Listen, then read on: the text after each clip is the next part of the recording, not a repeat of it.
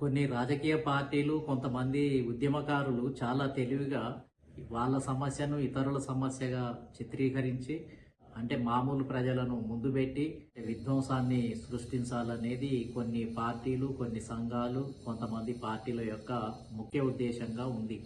కాబట్టి బడుగు బలహీన వర్గాలు ఇటువంటి ఉచ్చులో పడిపోకుండా కొన్ని పార్టీలు పన్నే పన్నాగంలో ఈ పార్టీల ఉచ్చులో మామూలు ప్రజానీకం పడకుండా ఉంటే బాగుంటుంది. వీళ్ళు తమ సమస్యను కింది కులాల సమస్యగా, పేద ప్రజల సమస్యగా చిత్రీకరించి తమ యొక్క ప్రయోజనాలను కాపాడుకోవటానికి ప్రయత్నం చేస్తుంటారు.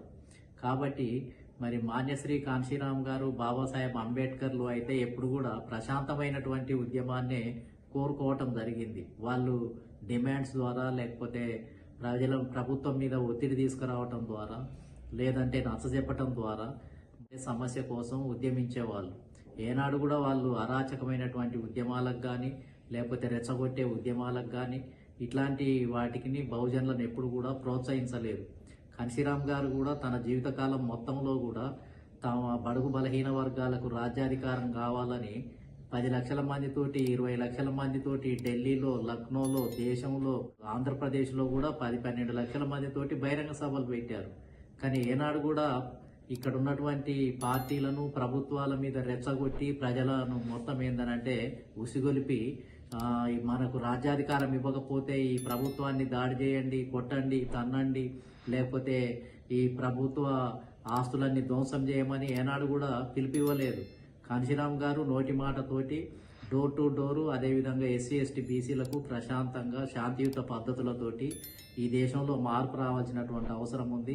ఎలక్షన్ వచ్చినప్పుడు మనం ఓటును అమ్ముకోకుండా, ఓటు ద్వారా మనకు ఎవరైతే ఏ పార్టీ అయితే వ్యతిరేకంగా ఉంటుందో, మన ప్రయోజనాలను నెరవేర్చదో, మనకు రాజ్యాధికారాన్ని ఇవ్వదో, మనకు ఎమ్మెల్యే టికెట్, ఎంపీ టికెట్ల పంపిణీ మనకు సక్రమంగా జరగదో, మనల్ని మోసం చేసిన పార్టీలను ఓడించండి, ఓట్లేయొద్దండి, వాటిని గద్దెదించండి అని ఓటు ద్వారా మాత్రమే ఈ పార్టీలను గద్దెదించడానికి, వాటి మీద వ్యతిరేకతను సృష్టించడానికి మాత్రమే కరపత్రాల ద్వారా, బహిరంగ సభల ద్వారా, అనేక పద్ధతుల ద్వారా ఏంటిది అని అంటే ప్రజల్ని శాంతియుతమైన పద్ధతులను ఉపయోగించడం ద్వారానే కాంశీరామ్ గారు పనిచేయడం జరిగింది. బాబాసాహెబ్ అంబేద్కర్ కూడా అదే రకమైనటువంటి పద్ధతులతోటే ప్రభుత్వాల మీద ఒత్తిడి తీసుకొచ్చే విధంగా ప్రజాస్వామ్య పద్ధతులు ఎంతవరకు ఉన్నాయో అంతవరకే వినియోగించుకోవటం జరిగింది.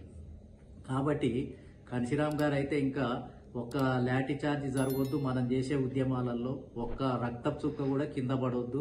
ఎందుకంటే మన బహుజనులు చాలా పేదలు, అమాయకులు, వాళ్ళంతా కూడా గ్రామీణ ప్రాంతం నుంచి వచ్చినటువంటి వాళ్ళు. వీళ్ళను అనవసరంగా ఆవేశాలను రెచ్చగొట్టి వీళ్ళకు నష్టం జరుగుతుంది. వీళ్ళు జైలుకు పోతే వేలాది రూపాయలు ఖర్చు పెట్టుకోవాల్సిన పరిస్థితి ఉంది.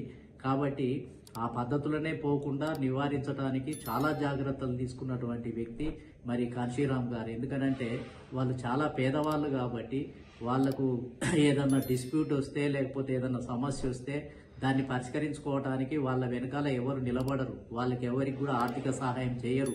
ఒక కేసులో ఇరుక్కున్న తర్వాత మళ్ళీ వేల రూపాయలు ఖర్చు పెట్టాల్సి వస్తే, కోర్టుకు వెళ్లాల్సి వస్తే, ఉన్న 2-3 ఎకరాలను కూడా అమ్ముకోవాల్సిన పరిస్థితి తల్లిదండ్రులకు ఏర్పడుతుంది. కాబట్టి చాలా శాంతియుతమైనటువంటి పద్ధతితోటి ఓటు ద్వారానే మార్పును తీసుకురావాలని కాంశీరామ్ గారు తన జీవితకాలం మొత్తంలో లక్షలాది మందితోటి బహిరంగ సభలు పెట్టాడు. కానీ ఏనాడు కూడా మొత్తం ఏందనంటే ప్రజాస్వామ్య సూత్రాలకు వీటికి విరుద్ధంగా వెళ్ళి రెచ్చగొట్టి ఏనాడు కూడా మరి ప్రోత్సహించలేదు.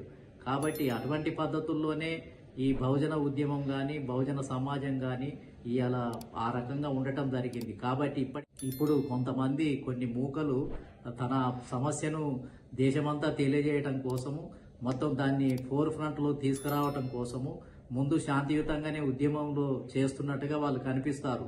తీరా ఊరేగింపు అక్కడ ధర్నా సెంటర్కి పోయిన తర్వాత మళ్ళీ అక్కడ ఉద్యమాన్ని ఇంకో రకంగా టర్న్ చేస్తారు. అంటే ఇంకా వెహికల్స్ను కాలబెట్టడము, పోలీసుల మీద రాళ్లు వేయటము, పోలీసుల మీద తోసుకొని వెళ్ళటము, అక్కడి నుంచి వెళ్ళి పార్లమెంటుకు పోతామని మళ్ళీ బ్యారికేడ్స్ అన్ని కూడా తొలగించుకొని పార్లమెంటు దాకా వెళ్తాము అని చెప్పి దాని మీద ఉద్యమం చేయటము, ఇవన్నీ కూడా మళ్ళీ పక్కదారులు పట్టిస్తారు. వీళ్ళంతా కూడా అరాచకవాదులు ఉన్నారు ఈ దేశంలో.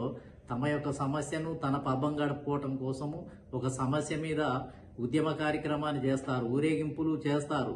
మధ్యలోకి పోయినాక ఆ ఊరేగింపును కొత్త సమస్య సృష్టించే విధంగా టర్నింగ్ చేసేసి మొత్తం ఉద్రిక్త వాతావరణానికి రెచ్చగొట్టి మొత్తం ఏంటంటే పోలీసులతోటి లాఠీ చార్జ్ చేయించి లేకపోతే కాల్పుల వరకు కూడా తీసుకొస్తారు కొంతమంది తమ ప్రయోజనాలను కాపాడుకోవటం కోసం. అమాయకులేమో సాధారణ ప్రజలేమో వీళ్ళు ఒక మంచి డిమాండ్ మీద పోరాటం చేస్తున్నారు కాబట్టి మద్దతు ఇద్దాము అని చెప్పి దానికి వెళ్తారు. చాలా మంది నిర్వాహకులు ఎవరు కూడా చనిపోరు, మీటింగ్ పెట్టినటువంటి వాళ్ళు ఎవరు చనిపోరు, ఉద్యమం చేసినటువంటి నాయకులు ఎవరు చనిపోరు. మొత్తం ఏంటంటే ఉద్యమాన్ని పక్కదారులు పట్టిస్తారు, పక్కకు తప్పుకుంటారు నాయకులు. భలేదంతా కూడా కార్యకర్తలు లేకపోతే సామాన్య ప్రజానీకమే. ఆ సమయంలో ఎటు పరిగెత్తలేరు వాళ్ళు. కాబట్టి ఈ రకమైనటువంటి ట్రెండ్ కలిగినటువంటి ఉద్యమాలు, ఎన్నో అరాచక ఉద్యమాలు, ఎన్నో ప్రజాస్వామిక ఉద్యమాల పేరుతోటి వచ్చి ఏ విధంగా బలిపశువులను చేసిందనేది మనం చూస్తున్నాం. 40-50 సంవత్సరాల నుంచి దేశంలో ఎంతో మంది సాధారణ ప్రజలు, బడుగు బలహీన వర్గాలే బలిపశువులైనటువంటి వాతావరణాన్ని మనం చూడటం జరిగింది.